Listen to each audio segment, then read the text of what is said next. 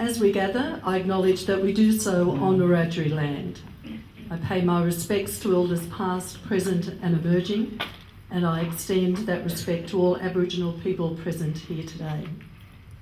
Thank you on behalf of the Bathurst for Yes team for your attendance today. Alisha is a proud Wiradjuri woman and human services professional. With a rich background in human services and case management, Alisha currently serves as Mission Australia's Reconciliation Action Plan Coordinator. She is the chairperson of the Board of Directors for the Orange Aboriginal Medical Service, pursues studies in social work at CSU, and proudly represents the Uluru Statement Dialogues as a Youth Ambassador. Would you please join with me in welcoming Alisha to the microphone? Thank you so much. I wanted to acknowledge my dream holders and our ancestors and the traditional custodians of this land. What I thought would be really helpful is if I talk to you a little bit about Uluru Statement 101. There has, in the past 20 years, been a very concerted effort from the Australian government with bipartisan support, where the government has been actively seeking to recognise First Nations people in the Constitution. So, since the Howard government committed to constitutional recognition, we've had 6 parliamentary processes and 9 reports on the issue of what recognition could look like for First Nations people. There are many different forms of constitutional recognition which fall on a spectrum of symbolic to substantive. In the early 2000s, there was a push towards symbolic recognition, and the work towards current processes and substantive reform have been building in momentum in earnest since approximately 2011. So a key turning point in this process took place in 2015 when First Nations leaders issued the Kirribilli Statement to Prime Minister Tony Abbott and Opposition Leader Bill Shorten. The Kirribilli Statement rejected all symbolistic forms of recognition which had been floated throughout these processes in the earlier 2000s, and instead called for substantive change decided by Indigenous people through a dialogue process. So shortly after, the Prime Minister Malcolm Turnbull established the Referendum Council with bipartisan support. So in May 2017, we had representatives from each of the 12 dialogues, and then they attended the National Convention at Uluru to finalise their calls for reform. So in that, a set of guiding principles were distilled from the records of meetings at the first regional dialogues. So the guiding principles that you can see there up for deliberation was it does not diminish Aboriginal sovereignty and Torres Strait Islander sovereignty. It involves substantive structural reform. It advances self-determination and the standards established under the United Nations Declaration on the Rights of Indigenous Peoples. It recognises the status and rights of First Nations. It tells the truth about history. It does not foreclose on future advancement. It does not waste the opportunity for reform. It provides a mechanism for First Nations agreement making and has the support of First Nations, and does not interfere with the current and future legal arrangements. So they then assessed these reforms against these principles, and the voice to Parliament and agreement making became the clear priorities. So it was on the Saturday night when the Uluru Statement from the Heart was written, and it was read for the first time at a special ceremony on the Sunday, which was included in the Referendum Council report. That's the actual document, and the intention was it's not something to be sitting on a shelf gathering dust. I think it's really important to read the statement because some of us haven't had the opportunity to read it yet. We gathered at the 2017 National Constitutional Convention, coming from all points of the southern sky, make this statement from the heart. Our Aboriginal and Torres Strait Islander tribes were the first sovereign nations of the Australian continent and its adjacent islands, and possessed it under our own laws and customs. This, our ancestors did, according to the reckoning of our culture, from the creation, according to the common law from time immemorial, and according to science more than 60,000 years ago. This sovereignty is a spiritual notion, the ancestral tie between the land, or Mother Nature, and the Aboriginal and Torres Strait Islander peoples who were born therefrom remain attached thereto, and must one day return thither to be united with our ancestors. This link is the basis of the ownership of the soil, or better, of sovereignty. It has never been ceded or extinguished and coexists with the sovereignty of the Crown. How could it be otherwise? That peoples possessed a land for 60 millennia and this sacred link disappears from world history in merely the last 200 years. With substantive constitutional change and structural reform, we believe this ancient sovereignty can shine through as a fuller expression of Australia's nationhood. Proportionately, we're the most incarcerated people on the planet. We are not innately criminal people. Our children are alienated from their families at unprecedented rates. This cannot be because we have no love for them. And our youth languish in detention in obscene numbers. They should be our hope for the future. These dimensions of our crisis tell plainly the structural nature of our problem. This is the torment of our powerlessness. We seek constitutional reforms to empower our people and take a rightful place in our own country. When we have power over our own destiny, our children will flourish. They will walk in two worlds and their culture will be a gift to their country. We call for the establishment of a First Nations voice enshrined in the Constitution. Makarrata is the culmination of our agenda, the coming together after a struggle. It captures our aspirations for a fair and truthful relationship with the people of Australia and a better future for our children, based on justice and self-determination. We seek a Makarrata Commission to supervise a process of agreement making between governments and First Nations and truth-telling about our history. In 1967, we were counted. In 2017, we seek to be heard. We leave base camp and start our trek across this vast country. We invite you to walk with us in a movement of the Australian people for a better future. So the Uluru Statement from the Heart was issued to the Australian people rather than the government and outlines two sequenced reforms, voice and Makarrata. So I might leave that there and it might give you some food for thought and you might have some questions for me later, but thank you so much for having me. Thank you. Thank you so much, Alisha, and thank you very much for making the decision to read the Uluru Statement from the Heart to us so beautifully today. It's my pleasure now to introduce our second speaker, Dr. Shireen Morris. She is a constitutional lawyer, senior lecturer. She has spent the last 12 years working with Indigenous leaders like Noel Pearson and working with Cape York Institute, devising a concept of a constitutionally guaranteed Indigenous voice. Since 2020, Shireen has been particularly focused on building multicultural and multi-faith support for the voice.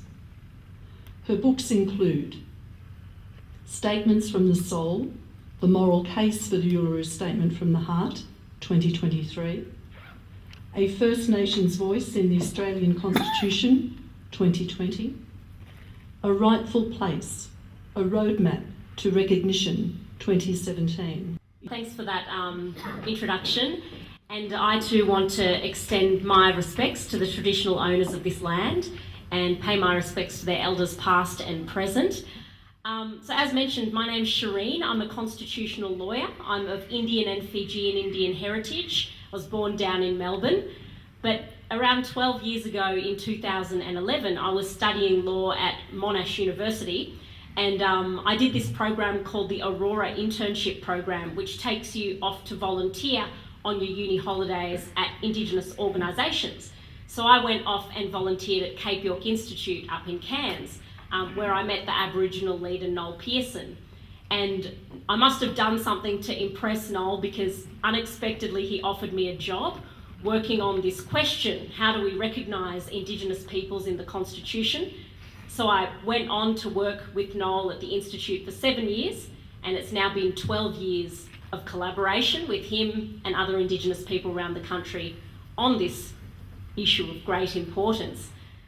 So the first thing I learned from the Indigenous people up in Cape York was about the history. that in the 1800s, when the representatives of the colonies were getting together to figure out how they were going to unite to create this new nation, Australia, not a single Indigenous representative was included in those discussions, even though they'd lived here for over 65,000 years. So as a result, the constitution that came into force in 1901 that created our Commonwealth contained clauses explicitly excluding Indigenous people. Constitutional lawyers, we talk about the Constitution as a power-sharing compact, because at the end of the day, it's all about power. It's the document, Australia's highest legal rule book, and it distributes legal and political power in our country, and it sets out rules and high-level principles for how power is exercised and how our country is run, essentially. But for Indigenous people, it sets up a position of perpetual powerlessness.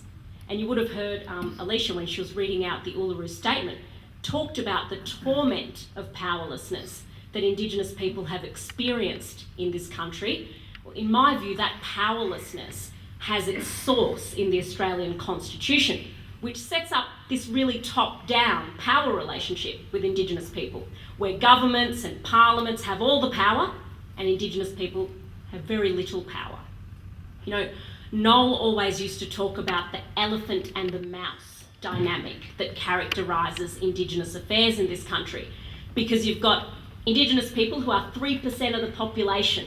You've got this 3% mouse squeaking and trying to be heard by this almighty 97% elephant that represents the non-Indigenous majority that wields the democratic power. And the elephant might not always be a bad guy, and so the elephant sometimes tramples on the mouse and tramples on the mouse's rights. So that's the top-down power dynamic that the Constitution establishes, and you can see this power dynamic playing out in our history because the Constitution's presided over a lot of discriminatory and unfair laws and policies made about Indigenous people. I'm talking about laws that denied them the vote in some jurisdictions right up until the 60s. And in fact, perfect equality in voting rights wasn't achieved until something like 1983 because it wasn't compulsory for Indigenous people to vote before then. I'm talking about policies that denied them equal wages for their hard work, sometimes non-payment of wages, have some rations instead. I'm talking about policies that forcibly removed children, controlled where they could live, who they could marry, sometimes banned their languages from being spoken. But even today, even though most of that harsh discrimination is in the past, you can still see the top-down power dynamic playing out. If you were reading the news probably 2 weeks ago, you would have seen that the Productivity Commission did a review into Australia's Closing the Gap progress. And the Productivity Commission said what Indigenous people have been saying for years, which is that Australia is failing miserably to close the gap on Indigenous disadvantage. Why? Because governments do not listen to Indigenous communities, because everything is top-down. The Productivity Commission said, because policymakers and bureaucrats and politicians do not truly partner. And because of this, despite the best of intentions, despite a lot of money spent, the gap's actually getting wider, not narrower. You know, the needs of Indigenous communities are often misinterpreted, and so solutions imposed in this top-down way, they often miss the mark. And so this is why, as Alisha said, because of this history, Indigenous people for decades and decades and decades have been calling for substantive constitutional recognition to create a fairer power relationship with the Australian government, to shift from top-down to something a bit fairer. After that, ATSIC, you'll remember, the Aboriginal and Torres Strait Islander Commission, was enacted, but it was enacted only in legislation. So when problems arose and the politics changed, it was chucked down because it wasn't underpinned by a constitutional guarantee, right? So this is why the Uluru Statement from the Heart asks for constitutional recognition through a constitutionally guaranteed voice. Constitutional guarantee gives it the permanence, right? But just an advisory voice, not any kind of veto, just the ability of Indigenous communities to give advice when government and Parliament make laws and policies about them. So I just want to show the constitutional amendment that you'll be voting on. This is the change to the Constitution that went through Parliament a few weeks ago. But I want you to understand that this drafting is the result of about 9 years of debate, deliberation, scrutiny. It was actually the first version of this drafting arose in 2014 when Indigenous leaders like Noel Pearson actually sat down with constitutional conservatives, people like the now Liberal MP Julian Leeser. But over 9 years, that got refined, improved, streamlined, shortened, and made even more modest. And what passed through the Parliament about a month ago, I think it was these words. This is what you're voting on. This is the yes-no question. Every Australian has to decide yes or no. Are we going to insert these words into the Constitution or not? And really, the conversation should start and end with these words, because this is what it's about. And you'll notice the no case wants to make the conversation about everything other than these words. Do you notice that? All their arguments are about everything else. Welcome to countries, submarines, parking tickets. No, this is the yes-no question. Do we say yes to recognising Indigenous peoples in the Constitution from which they were excluded in 1901 by giving them a voice, an advisory voice in their affairs? Or do we say no to keep the status quo? So I just want to take you through the amendment line by line. The first line says, in recognition of Aboriginal and Torres Strait Islander peoples as the first peoples of Australia. This is why we're having this conversation, This is the whole reason, is we're recognising Indigenous people in Australia's founding document because they were excluded from it in the past. So this is moving us from exclusion to inclusion of Indigenous people. That's what the first line tells us why we're doing this. Clause 1 says there shall be a body to be called the Aboriginal and Torres Strait Islander voice. That is our guarantee, right? That's our promise. So if we vote yes, we as Australians will be making a promise that there will always be a voice, that Indigenous people will always be heard when Parliament and government make laws and policies about them. So there shall be a body. That's our promise that this body will be enduring. Clause 2 tells us what the job of this body is. It says the Aboriginal and Torres Strait Islander voice may make representations to the Parliament and the executive government of the Commonwealth on matters relating to Aboriginal and Torres Strait Islander peoples. That's the job of the voice. It may make representations. That just means can give advice. Now, back in 2014, we used the word advice in the original drafting.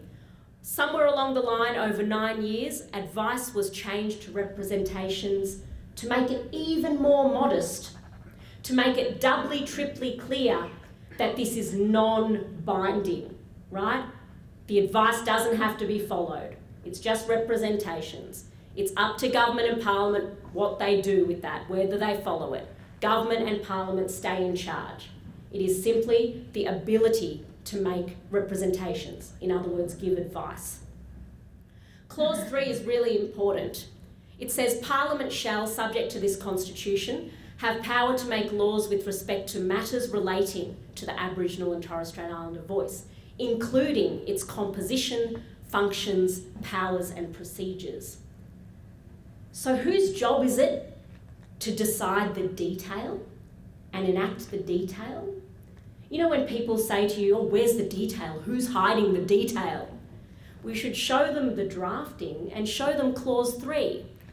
Because whose job is it to create the detail? It's Parliament's job. Parliament's job is to create the detail of how this body will be composed, how it will function, its procedures, etc. So if we vote yes, that will be Parliament's job. And note, it's not Albanese's job. It's not the government's job even. The Nationals, the Independents, the Greens, the Teals, One Nation, they will all get a say. If we vote yes, they will all get a say in what the voice looks like. We'll have power to change it, right? So that's why the detail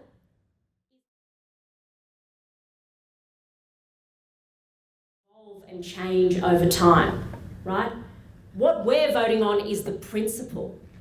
The principle belongs in the Constitution. Our commitment to the principle that Indigenous people deserve a voice in their own affairs, that's what belongs, that's the promise that we're making in this referendum if we vote yes. That belongs in the Constitution. And that makes sense to me as a constitutional lawyer because that's our highest legal rule book. It is a place of high level principle. What the Constitution doesn't do is spell out lots and lots of details, because you don't want those details to be locked in forever. The details of institutions need to evolve, right? So this is the yes or no question. Will we say yes to finally recognising Indigenous people in the Constitution from which they were excluded in 1901 by giving them a voice, by inserting these words? In my view, this is an exceptionally modest change to the Constitution. It's a change that was devised by Indigenous people in collaboration with constitutional conservatives. So this is not a left or right issue. It's not Labor or Liberal issue. This is actually an issue that transcends political divides. This is about right and wrong. And when you think about the history that I talked about just before, you know, the fact that Indigenous people were excluded, have been discriminated against, not to mention the violence. And yet, after all that, they're coming to us, non-Indigenous people, with hands outstretched. What an extraordinarily modest and generous offer. We have about 5 weeks to go, I think, and that's 5 weeks to show everybody that you know in Bathurst and beyond, everybody, these words, because this is what every single Australian has to decide. And we've got 5 weeks to talk to every single undecided person and explain to them the modesty and generosity of this proposal. We will not get this opportunity again, ever. So let us do everything we can to ensure that Australia makes the right decision on the 14th of October. Thank you. Shireen, thank you so much for sharing your deep knowledge and expertise with such clarity and passion. Andrew G, as you know, is the Honourable Member for Clare, and Andrew has also had an extremely busy, as I'm sure all of his weekends are, but an extremely busy weekend this weekend. I think he's been down to Sydney and all over the countryside and then has made it here today, and I'm sure is on to something else after this. Andrew, thank you again for your great support, and we look forward to hearing from you now. Thank you, Andrew. Well, as many of you know, I am supporting The Voice, and I won't speak at length, but as Alisha and Shireen have touched upon, this is a really pivotal moment in the history of this country, and it's a pivotal moment for reconciliation. It's the next steps, what happens in terms of the direction of this country and where do we go? Well, we're going to find out in just over a month's time. And everyone here, if you believe in The Voice and you support the Voice, you all have a role to play in talking to your neighbours and friends and colleagues about the voice and the importance to our country. And why is it so important? I recently heard Noel Pearson speak, and it was up at the Garma Festival in Arnhem Land. And he was talking about these two stories of Australia, the story of Indigenous Australia, which goes back 65,000 years plus, and the story of Australia since European settlement, which dates back to 1788. And he said, we've got these two stories in this country and we have to find a way to make them one story. And that's what this is all about. It's about long overdue constitutional recognition, which astoundingly has not occurred to date. It's staggering that that has not happened in Australia in 2023, but it's time to make that wrong right. And it's also about moving reconciliation forward and achieving real outcomes on the ground. So not merely symbolic or token recognition, as both Alisha and Shireen alluded to. And I've asked these questions before in many different settings around our region and indeed around the country. How can it be that in Australia in 2023, Indigenous Australians have lower life expectancies than non-Indigenous Australians? I think it's about 8 years for women and 9 years for men. How could that possibly be? How could that possibly stand in Australia? That Indigenous Australians could have higher suicide rates, which are actually getting worse. How can it be that readiness for school is much lower for Indigenous children, is actually getting worse? How can we possibly be satisfied with the status quo? And that's why the work that we do over the next 4 or 5 weeks is so important. We have to do something about it. It is not good enough in this country to let that situation stand and think that in the modern, prosperous Australia that we enjoy and are so proud of, that could possibly stand. That is, we have so much to be proud of in this country. It's the greatest country in the world. But the story of Australia is not complete, and it will be made even greater still by ensuring that this voice passes at this referendum on October the 14th. It's vital for the future of our country. And I look at the words that are said and the politicisation of this issue from many on the no side, not everyone, but a lot of the leadership. And it is very disappointing. The misinformation and disinformation, the scaremongering, I think is quite appalling. And there has been so much politicisation and politics washing through this debate. I think the whole campaign to muddy the waters has been very, very disappointing. However, I am quietly confident that there are Australians, not only in our region, but right around our nation, who will see the justice and the righteousness of what Indigenous Australians are asking of us. And as we've heard from our previous speakers, it is a modest request. And it is not a request from a place of malice, or it's not a request that has come from anger. It comes from a place of kindness and generosity of spirit. That's the spirit of the voice. It's the hand of friendship which is being extended, as we've heard both Alisha and Shireen state. So I would just urge all of you, if I accept that not everyone at this forum today may be in favour of it, but if you are in favour of it, then we all have a responsibility to do whatever we can to ensure that the voice succeeds, to combat the misinformation and disinformation, because the responsibility of this falls to everyone voting at this referendum. This moment in history falls to us, and we've now got about 4.5 weeks to work hard and do everything that we can to ensure that it succeeds, not only for the Australia of today, but for the Australia of tomorrow.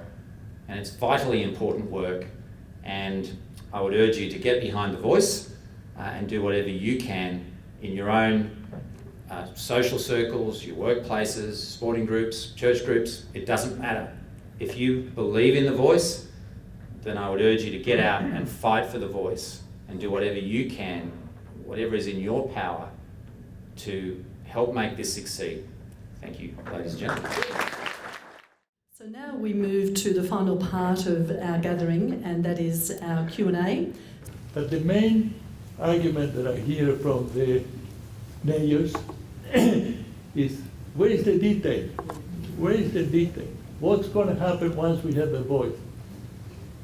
Now, the Constitution does not give details. The Constitution, as has been correctly said, is a matter of principle, and it says primarily who is responsible for what. Parliament will decide what shape, how much it will cost, what are the procedures to follow.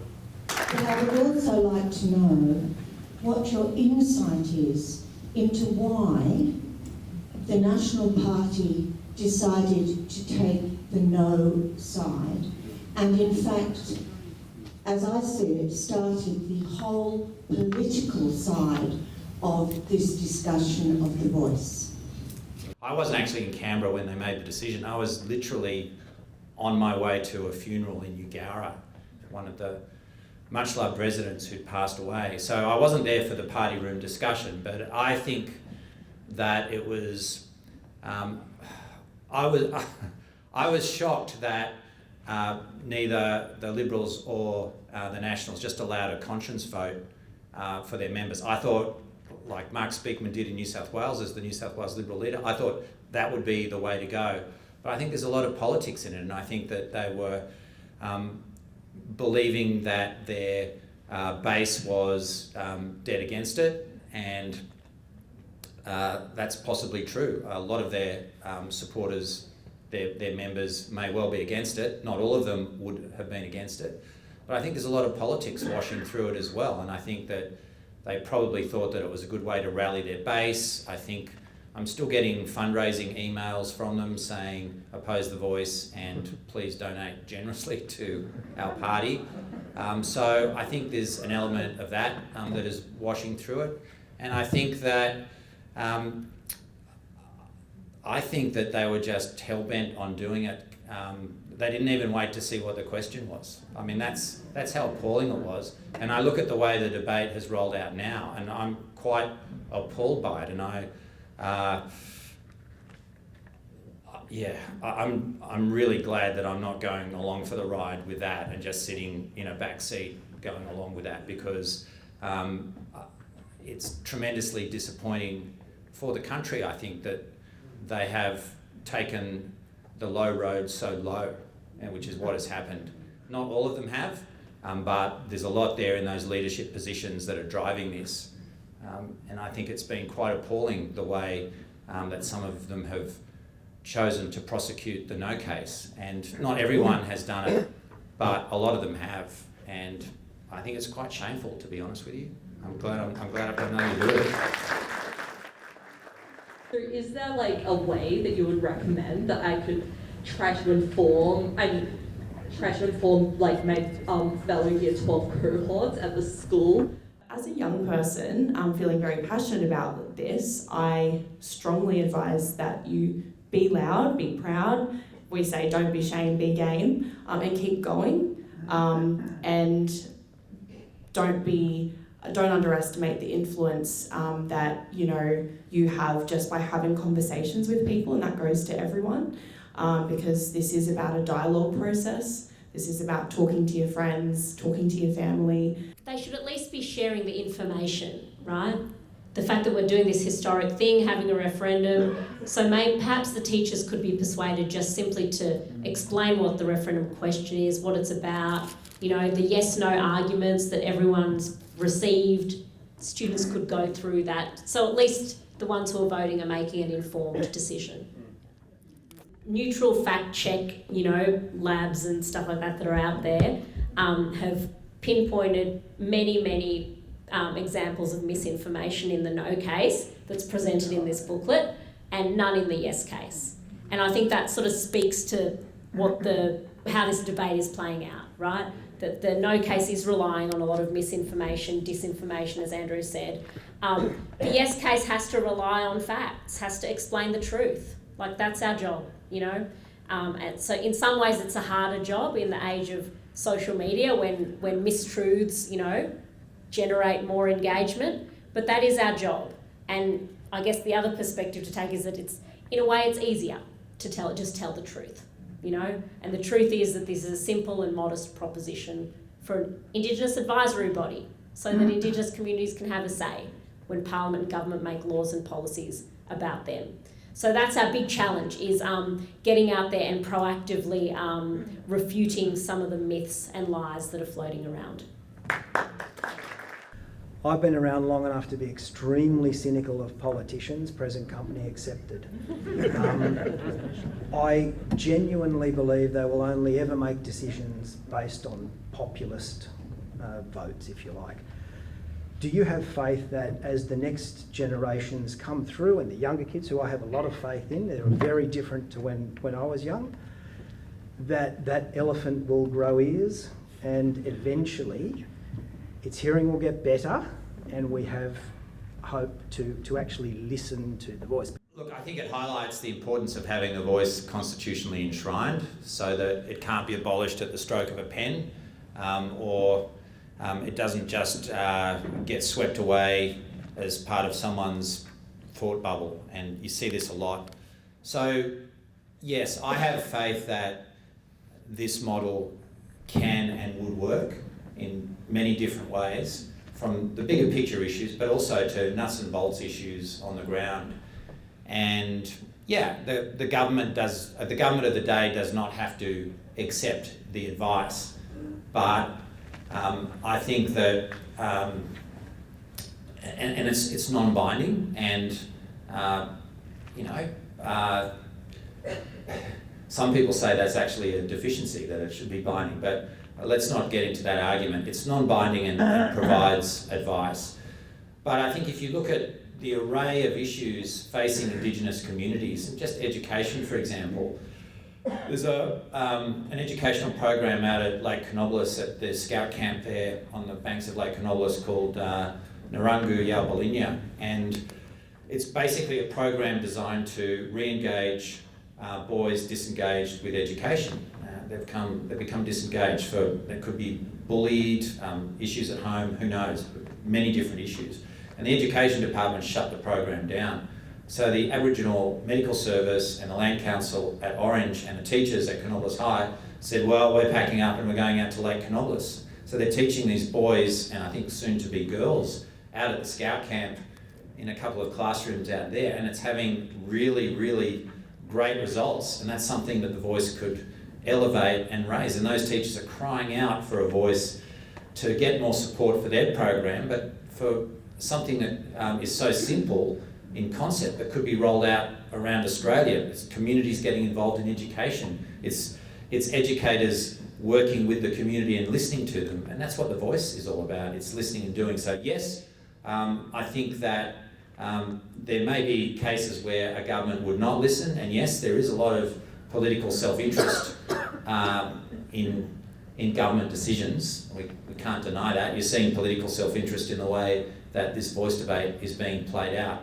But overall, I think you will definitely get much better results across a range of different issues than you are at the moment. And we have to find a way in this country to deal with what we would call the gap, the disadvantage, but also the fact that one united country, when you have that feeling of exclusion and that real disadvantage, which gets talked about in Parliament every single year with those closing the gap reports. We've got to change it up. So yes, government may not listen, but I think I have confidence that we will get much better results in terms of closing the gap and moving forward as a united country than we are at the moment. I really get excited at the prospect of having a voice, not only for the obvious human rights aspect. But I often have this conversation with people that are, less concerned about the human rights aspect and more concerned about cost benefit. I think this is, to put simply, just good governance, and I think it really will serve as a blueprint to doing politics better. And I'm excited at that because, when we listen, we know that better outcomes are being made, or achieved, I should say. So what that would mean for us as a country, the world is our oyster. So I think that's a conversation that I have often, and it really does get me excited. Before I came to Charles Sturt, I worked in the federal government, and so, Andrew and I have both seen a lot of politics from the inside, and so I wanted to respond to the question that was asked, and it's one that people often say who ask in support of the voice is, well, what good will it do if governments can just ignore it? And I suppose it's helpful to understand how issues are discussed and dealt with, both within politics, in Parliament and in the public sphere. Even just that small change to the dialogue where there's a reputable expert voice that says, well, Indigenous people know what will work for their kids' education, and this thing you're proposing won't work, but what would work is this, then the parties of the day have to explain why they're doing the opposite of what's being recommended by an expert body. The public servants in Senate estimates will get grilled about what's the government's justification for why they're not doing the thing that's recommended. And media will talk about, let's go and look at a place where it's working, it's been done in this way. And so it broadens the debate and it changes the debate. And I think, as Alisha said, it's the beginning, not the end. It's the beginning of a change to the way that we think about issues. And it'd be great if we had more informed debate on almost everything that happens in politics now. But having a reputable expert advisory body that can say what the opinion is of the people who are going to be affected by this requires then a proper political response to that. Yes, governments can still be just appalling and ignore evidence, but they're having to be held to account in the public domain to explain themselves about why they are not going to do this and they're going to instead do that. And having seen some of the programs when I was within government that were done to Aboriginal communities and that were just ineffective, but there was no piece of evidence or advice that could have said to government, both publicly and within the cabinet process, actually X or X not Y, enable those things to happen, money to be wasted, outcomes to be worse. And I think having a public and expert voice that can shift the debate more towards what will be welcomed and accepted will have, even if it's incremental, a really important impact on that. But it seems in the last week or so that the figures are coming out that maybe 80% of Indigenous people are in favour of the yes. So I just wanted Alisha or Shireen to speak to that. Consistent polling shows 80 to 87% of First Nations people do support this. And just to talk to, the fear-mongering and the confusion. And I think, Shireen, you talked to, the No campaign and how they're really just grasping at anything at this point, and it's quite bizarre. And I think it's also quite insulting that if you don't know, vote no, like taking Australians as fools. It's an unfair standard to for any group to ask any group in context to agree on one particular thing. I think that we've seen not only by the presentation of each of our guest speakers, but the wise way in which they responded to those questions and comments and the further pearls of wisdom and advice they were able to give us, that it was just wonderful for us to have here today for our forum, Alisha and Shireen and Andrew. So would you join with me once more in thanking them very much.